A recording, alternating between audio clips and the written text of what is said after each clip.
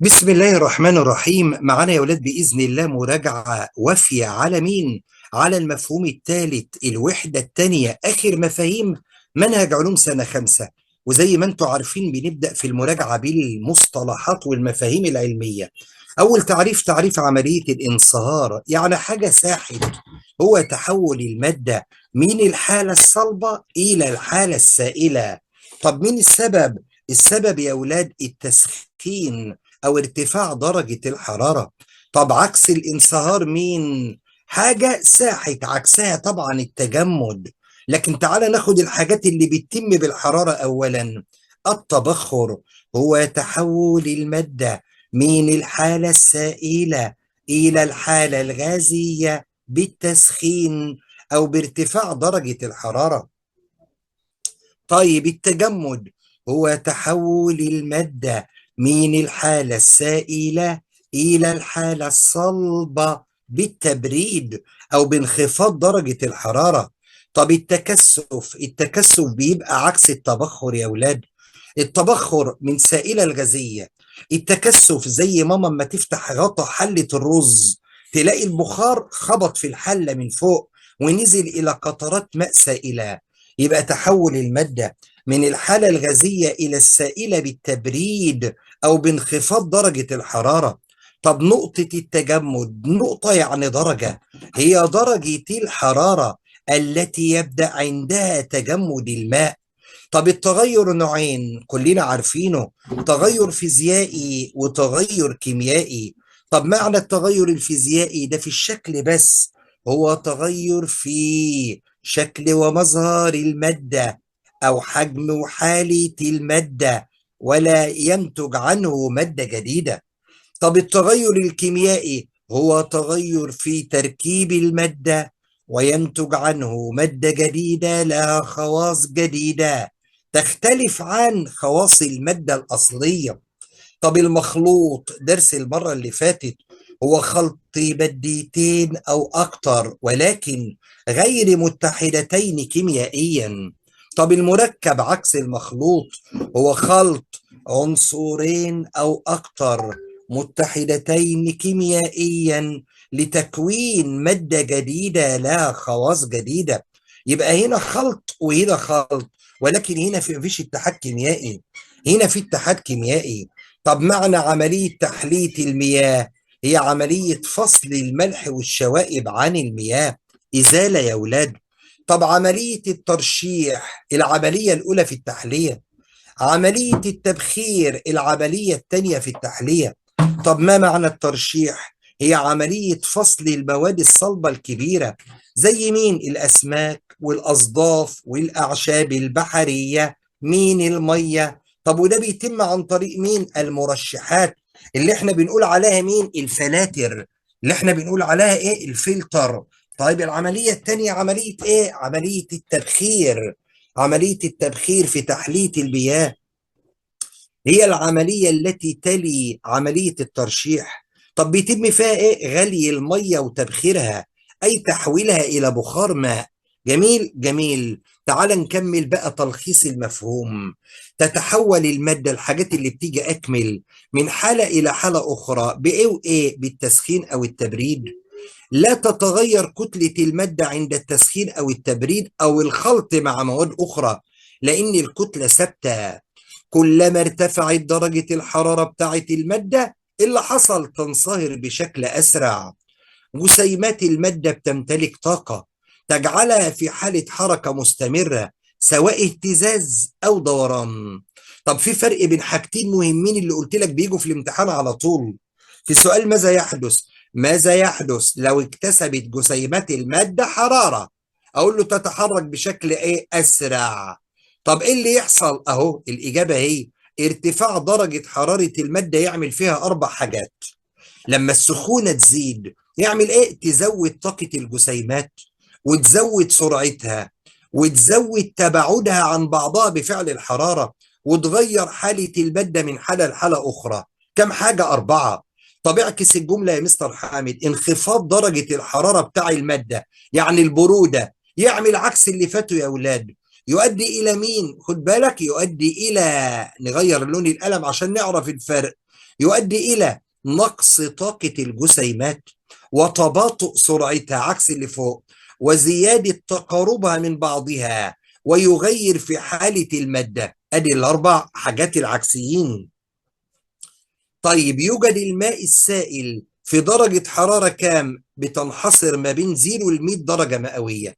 يبقى المية السائلة تنحصر درجة حرارتها ما بين الصفر والمية. طب المية بتتجمد عند كام؟ 0 درجة مئوية، وساعتها تتحول من حالة سائلة إلى حالة صلبة. طب نقطة تجمد المية 0 درجة مئوية.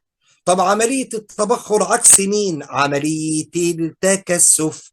طب عملية الانصهار عكس مين؟ عكس التجميد أو التجمد. طب يبدأ غليان الماء عند كام؟ عند 100 درجة مئوية. التجمد 0، الغليان 100. طب أنواع المخاليط العلماء قسموهم إلى كم نوع؟ إلى 3 أنواع. مخاليط لو اتخلطت تبقى مواد صلبة، مخاليط ألاقي فيها الصلب والسائل، مخاليط ألاقيها من مواد غازية يا سعدية. اللي مخاليط المواد الصلبة زي المكسرات وزي التوابل، وزي ولد جاب فول وجميع أنواع اللب وحطهم في طبق واحد.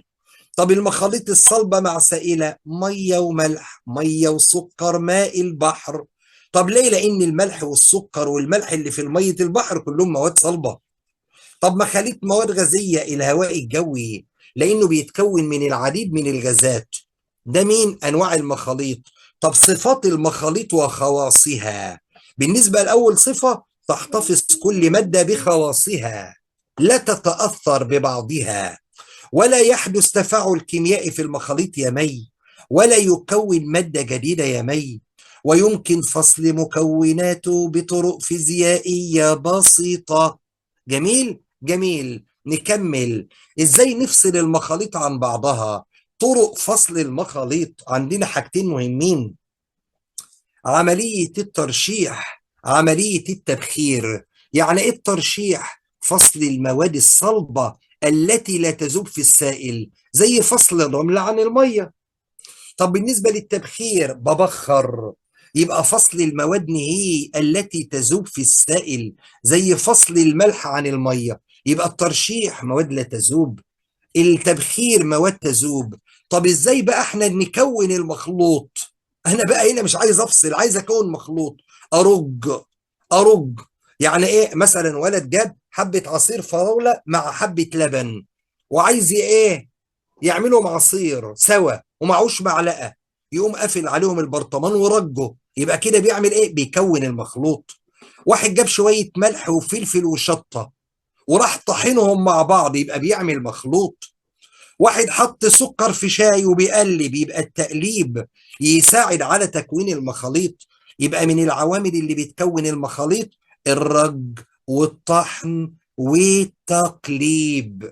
الرج والطحن والتقليب.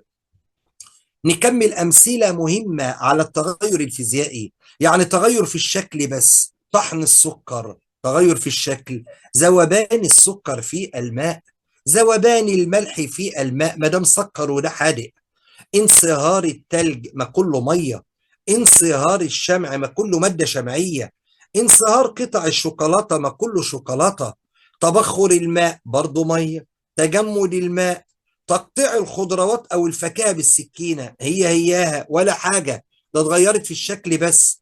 قص الورق او القماش، ما الورق زي ما هو والقماش زي ما هو كخامة. تكثيف بخار الماء هيجيب ميه. تشكيل الخشب او المعادن، برضو كل دول. شوف المستر جايب لك كم مثال، 12 مثال على التغير الفيزيائي. ماشي. طيب امثله على التغير مين؟ الكيميائي. يلا نقول الامثله بتاعته. اي حاجه فيها حرق، حرق الخشب، حرق الورق، وايه كمان؟ صدأ الحديد ما اعرفش ارجعه، تخمر العجين ما ينفعش تجيب المكونات تاني، صناعه الخبز او البسكويت ما تنفعش ترجع لورا، خلط الخل مع صودا الخبيز اللي هو البيكنج باودر يا مي يعمل فوران زي الفواره ما اعرفش ارجعها زي ما كانت. يبقى دي أمثلة مين؟ التغير الكيميائي اللي فيها حرق وصدأ. طيب حتة مهمة يا جماعة خدناها المرة اللي فاتت، اديني أدلة يا مستر حامد على التغير الفيزيائي. أدلة على حدوث التغير الفيزيائي. قال لك لو اتغير اللون ده دليل على إن مين في تغير فيزيائي.